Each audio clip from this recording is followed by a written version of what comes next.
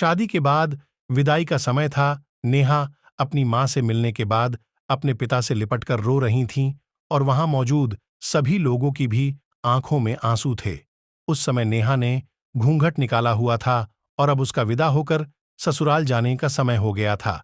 तो जैसे ही नेहा रोती हुई कार में बैठने लगी, तभी उसकी छोटी बहन रोती हुई उससे दोबारा लिपटकर रोने लगी।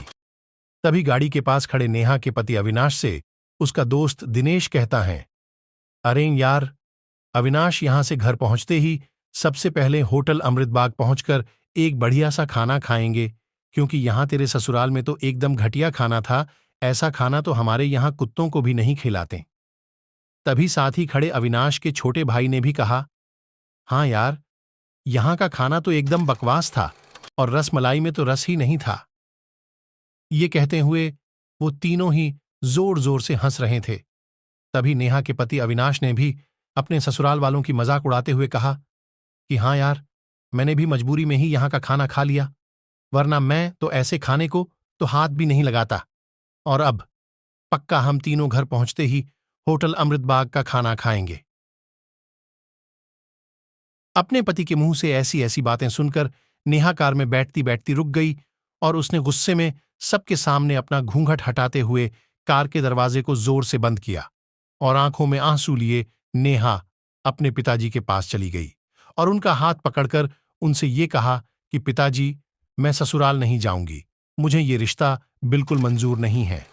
ये बात नेहा ने इतनी जोर से कहा कि सब लोग उसकी बात सुनकर हक्के बक्के रह गए। सब लोग नेहा के नजदीक आ गए और नेहा के ससुराल वालों पर तो जैसे पहाड़ ही टूट पड़ा हो। वजह क्या थी, ये किसी को भी समझ नहीं आ रहा था। तभी नेहा के ससुर राधेश्याम जी ने आगे बढ़कर नेहा से पूछा कि नेहा बेटी, बात क्या है? तुम अचानक ही शादी होने के बाद अपनी विदाई होने के समय यूं शादी को नामंजूर कर रही हो? तभी नेहा कुछ देर चुप रहने के बाद अपनी आंखों में आंसू लिए अपने ससुर से बोली कि बाबूजी, आपको पता है, मेरे माता पिता ने अपने सभी सपनों को मारकर हम सभी बहनों को इतना पढ़ाया लिखाया और काबिल बनाया, और आप जानते हैं कि एक बाप के लिए उसकी बेटी क्या मायने रखती है। वैसे आप और आपका बेटा कभी नहीं जान सकते, क्योंकि बाबूजी, आपके घर में तो कोई बेटी है ही नहीं। और आप जानते हैं, मेरी शादी में आने वाले बारातियों के लिए खाने पीने की एक भी कमी न रह जाए, इसलिए मेरे पिताजी पिछले 3 महीने से रात को 2 से 3 बजे तक जागकर मेरी मां के साथ ये योजना बनाते थे कि रसोइया कौन होगा और खाने में बारातियों के लिए किस किस तरह का खाना बनवाना है और बारातियों को कहाँ बिठाना है, ताकि कहीं किसी को बुरा न लग जाए। और शायद आप नहीं जानते कि मेरी मां ने पिछले 1 साल से एक भी नई साड़ी नहीं खरीदी, क्योंकि मेरी शादी में पैसों की कोई कमी न में भी मेरी मां मेरी बड्ढी बहन की साड़ी पहनकर खड़ी हैं।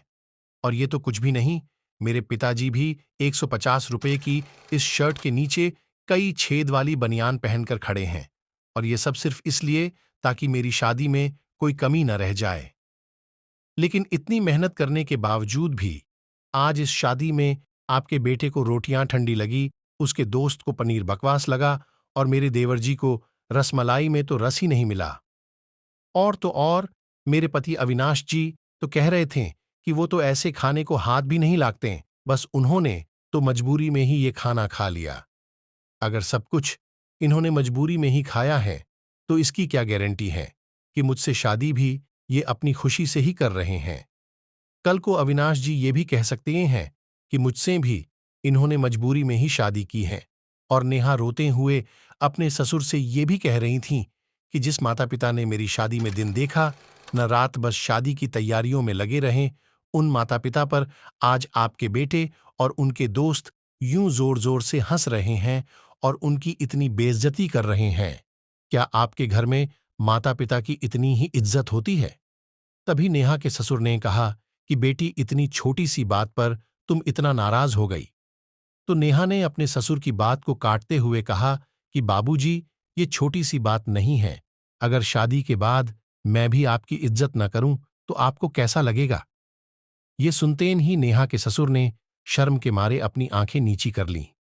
तभी नेहा ने कहा, लेकिन बाबूजी, आप चिंता न करिए, हमारे अंदर हमारे अच्छे माता पिता के संस्कार हैं, किसी की बेइज्जती करना, ये सब हमारे माता पिता ने हमें कभी सिखाया ही नहीं है। ये सुनते ही नेहा के पिताजी दयाशंकर जी ने आंखों में आंसू लिए अपनी बेटी को गले से लगा लिया और उससे कहा कि बेटी, मुझे गर्व है कि तू मेरी बेटी है और अब तू शांत हो जा। बेटी, तुझे मेरी कसम, तू इन्हें माफ कर दे और खुशी खुशी अपने ससुराल चली जा। तभी नेहा का पति अविनाश भी नेहा के पिताजी और नेहा से हाथ जोड़कर माफी मांगता है और ये कहता है कि बाबूजी, मुझे माफ कर दो, सारी गलती मेरी ही है, लेकिन आज आपकी बेटी ने मुझे एक पिता की इज्जत करना सिखा दिया और आज के बाद मैं हर किसी के माता पिता की हमेशा इज्जत करूंगा। उसी वक्त नेहा के ससुर राधेश्याम जी भी आगे आकर अपनी बहू नेहा के सर पर हाथ रखकर कहते हैं कि मैं तो बहू लेने आया था, लेकिन ईश्वर बहुत कृपालु हैं, उसने मुझे बहू के रूप में एक बेटी दे दी और वो भी इतने अच्छे संस्कार वाली, जो कि माता पिता का भी इतना सम्मान करती हैं। और अब बेटी, मेरे कहने से इन नालायकों को भी माफ कर दे, मैं हाथ जोड़ता हूं तेरे सामने। तभी नेहा अपने ससुर जी के दोनों हाथों को पकड़ लेती हैं और कहती हैं कि नहीं बाबूजी, आप मेरे पिता के समान हैं, कृपया आप मेरे सामने हाथ मत जोड़िए। तभी नेहा के पिताजी दयाशंकर जी भी कहते कि समधी जी, आप मेरी बेटी के सामने हाथ जोड़कर कृपया हमें शर्मिंदा मत कीजिए।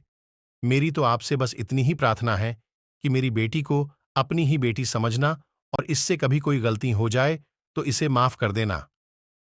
तो राधेश्याम जी ने अपने समधि दयाशंकर जी का हौसला बढ़ाते हुए कहा कि आप बिल्कुल चिंता मत करिए, बल्कि अब तो नेहा बेटी ही हमारे पूरे घर को संभालेगी और अब ये ही हमारे घर की लक्ष्मी है।